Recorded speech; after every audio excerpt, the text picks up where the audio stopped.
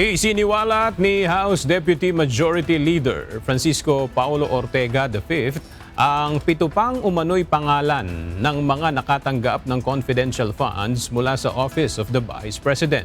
Kabilang dito sina Jay Camote, Miggy Mengo, Dodong Alcala, Dodong Bina, Dodong Bunal, Dodong Darong at Dodong S. Barok.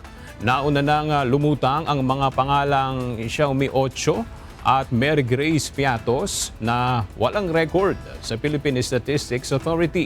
Ayon kay Congressman Ortega, bukod sa mga peking pangalan, kapansin-pansin din ang mga maling petsa, pirma na walang pangalan ng signatories at iba pang questionableng dokumento na nagpapakita ng umano'y kapabayaan sa paggamit ng pondo.